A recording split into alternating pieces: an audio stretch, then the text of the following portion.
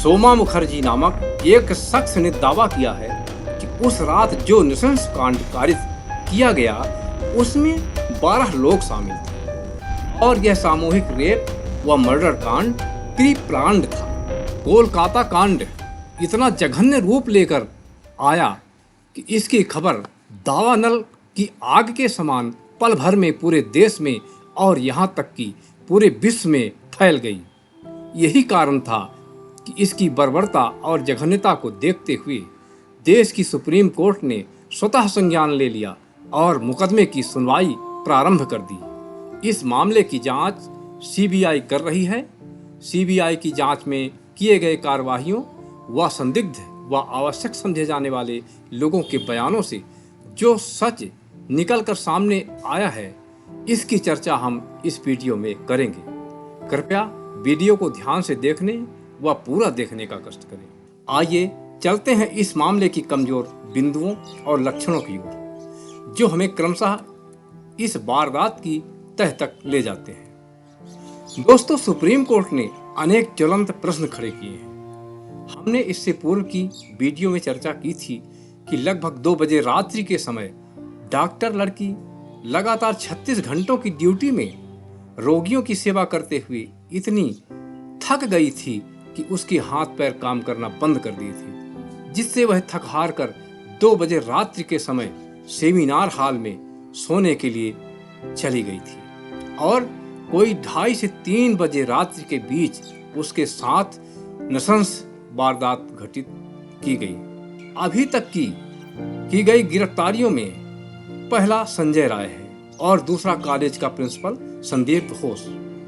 संजय राय को घटना स्थल पर गिर गए उसके ब्लूटूथ ईयरफोन ने फंसा दिया था और प्रिंसिपल संदीप घोष को इसलिए हिरासत में लिया गया कि वह कॉलेज का मेन अथॉरिटी था। कॉलेज में होने वाली वारदात के लिए उसे जिम्मेवार माना गया था। परंतु वारदात किस तरह से घटित हुई, इसमें कितने लोग शामिल थे, यह सामने नहीं आया था। दोस्तों, अब तक बहुत सी बातें परत दर परत खुलकर सामने आ चुकी हैं। इसकी चर्चा हम क्रमशः इस वीडियो में करने जा रहे हैं। दोस्तों, हम सुप्रीम कोर्ट के द्वारा कुछ प्रमुख प्रश्नों की चर्चा कर लेते हैं। सुप्रीम कोर्ट ने अपनी सुनवाई के समय प्रश्न खड़े किए कि घटना 2:30 से 3 बजे रात्रि के समय घटित हुई। इसके बाद अपराधी के गुंडों द्वारा सबूत मिटाने की दृष्टिकोण से तोड़फोड़ का नंगा नाच खेला गया। सुबह 6 बजे हॉस्पिटल कर्मियों व मेडिकल छात्र छात्राओं को पहली बार पता चला कि सेमिनार हॉल में अमुक डॉक्टर लड़की की लाश पड़ी हुई है। सभी कर्मी व छात्र सकते में आ जाते हैं कि क्या करें क्या ना करें। फिर वे सोचने विचारने लगते हैं कि क्या करना चाहिए। तब बात आती है कि प्रिंसिपल को इसकी खबर देनी चाहिए, परंतु प्रश्न था कि कौन प्रिंसिपल को इन्फॉर्म करे। सभी छात्र छात्राएं डर से ग्रसित थे कि सूचना देने वाले के साथ कुछ गड़बड़ न हो जाए, जिसके पीछे संस्था का बुरा इतिहास था। पूर्व बुरे रिकॉर्ड को देखते हुए हर छात्र छात्रा अपने को जोखिम में डालना उचित नहीं समझते थे। 1 घंटे के मनन मंथन के बाद कुछ छात्रों ने लगभग 7 बजे सुबह प्रिंसिपल को सूचना देना अत्यंत जरूरी समझा और प्रिंसिपल को फोन लगाया। प्रिंसिपल फोन नहीं उठाता है। छात्र कई बार फोन लगाते हैं, परंतु बार बार फोन लगाने के बावजूद भी प्रिंसिपल फोन नहीं उठाता है। यहाँ पर आप समझ सकते हैं कि नॉर्मली 6 बजे तक लोग बिस्तर से उठ जाते हैं और 7 बजते बजते तो अधिकांश लोग बिस्तर से उठ जाते हैं। लाजमी है कि प्रिंसिपल भी एक जिम्मेदार पद पर रहा व्यक्ति था और उसे अब तक जाग जाना चाहिए था, परंतु या तो वह जागा हुआ था, फिर भी बार बार आने वाले फोन को जानबूझकर नहीं उठा रहा था, फोन को नजरअंदाज कर रहा था, या वह रात में जागरण किया हुआ था जिससे वह 7 बजे भी गंभीर निद्रा में सो रहा था। यदि हम एक पल के लिए यह मान लें कि प्रिंसिपल कॉलेज में होने वाले इस जघन्य वारदात में शामिल था या तो वह ही मुख्य कर्ता धर्ता था, तब उसे चिंता में निश्चित रूप से नींद नहीं आई होगी और बार बार आने वाले फोन कॉल के समय जगा हुआ रहा होगा। तब छात्र लोग परेशान होकर घटना स्थल पर पड़ी हुई लड़की की लाश का फोटो प्रिंसिपल के व्हाट्सएप पर भेजते हैं। प्रिंसिपल व्हाट्सएप मैसेज को देख लेता है परंतु वह कोई रिएक्शन नहीं करता। यहाँ उसे तुरंत दौड़ते हुए घटना स्थल पर पहुंच जाना चाहिए, क्योंकि उसकी कॉलेज में इतनी गंभीर वारदात घटित हो चुकी थी और वह उस कॉलेज का प्रमुख जिम्मेवार व्यक्ति था। उसके स्वयं के लिए भी यह घटना नुकसानदेह हो सकती थी, फिर भी वह तुरंत नहीं आता है। आप समझ सकते हैं कि कॉलेज में एक कॉलेज की ही लड़की की लाश का पाया जाने गंभीर बात थी। इसके बाद वह फोन व्हाट्सएप पर मैसेज भेजने व पुनः फोन कॉल किए जाने के बाद 1 घंटे की देरी करता है। ऐसे नाजुक समय में 1 घंटे का समय कितना लंबा होता होगा। इसके बाद वह बड़ी मुश्किल से सुबह 8 बजे तक कॉलेज पहुंचता है। फिर भी वह पुलिस को घटना की सूचना तुरंत त्वरित रूप से नहीं देता। फिर भी 1 घंटे का समय बीत जाता है। तब कहीं जाकर 9 बजे तक पुलिस को सूचना दी जाती है। यहाँ भी निरंतर प्रिंसिपल के चोर जैसे लक्षण प्रकट होते हैं। पुलिस को सूचना देने के बाद या इसके पहले भी प्रिंसिपल द्वारा इस मामले को गंभीरता से नहीं लिया जाता और घटना स्थल पर उसके द्वारा लोगों के आने जाने पर रोक नहीं लगाया जाता। बहुत सारे लोग सेमिनार हॉल में स्वतंत्र रूप से आते जाते रहते हैं और लड़की के शव को चादर आदि हटाकर देखते सुनते रहते हैं। यहाँ ऐसा लगता है कि प्रिंसिपल शायद समझता रहा होगा कि लोग जितना अधिक वहाँ आए जाएं उतना ही ठीक होगा, अच्छा होगा कि साक्ष्य मिटता रहेगा। इसके बाद 11 बजे लड़की के घर वालों को सूचना दी जाती है, जिसमें भी 5 घंटे की देरी की जाती है।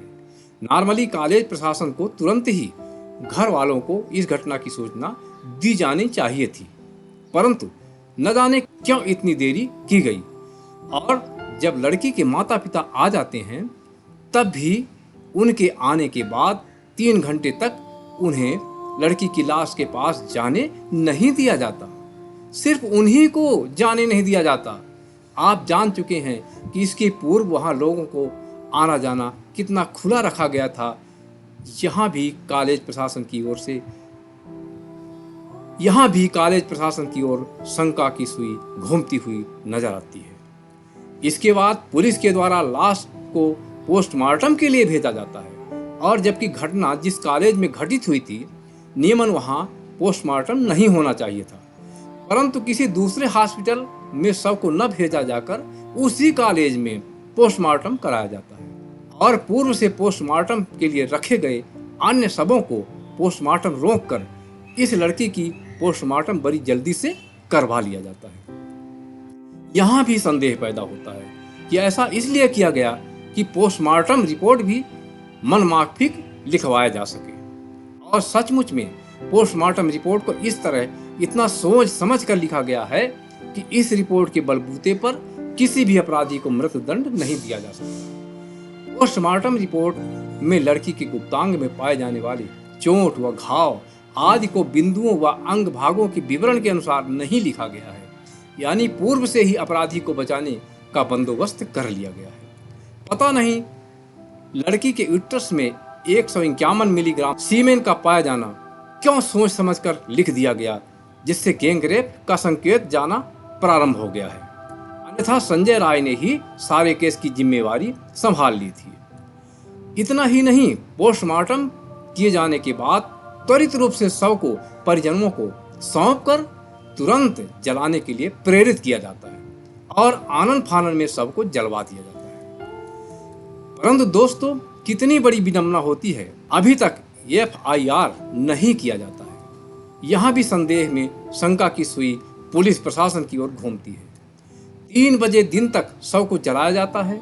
यहाँ भी शव को जलाने के लिए बड़ी जल्दी की जाती है। पूर्व से रखे गए 2 अन्य शवों को जलाना रोककर लड़की के शव को पहले जलाने के लिए प्रेरित किया जाता है और शीघ्र जलवा दिया जाता है। अब तक दिन के 3 बजे हो जाते हैं, परंतु अभी तक FIR नहीं लिखा गया होता है और काफी सोच विचार कर FIR रात के 11:45 पर यानी लगभग 12 बजे रात्रि पर यानी लगभग 24 घंटे बाद लिखा जाता है। पुलिस की इस प्रकार के रवैये से स्पष्ट होता है कि वह भी मामले को ऐसा मोड़ देने पर तुली हुई थी जिससे अभी लोग चाहे जितना हो हल्ला कर लें, परंतु अंततः अपराधी को मृत्युदंड जैसी सजा से बचाया जा सके। अब आगे देखिए, सोमा मुखर्जी नामक एक शख्स ने दावा किया है कि उस रात जो नृशंस कांड कारित किया गया उसमें 12 लोग शामिल थे और यह सामूहिक रेप व मर्डर कांड प्री प्लान्ड था।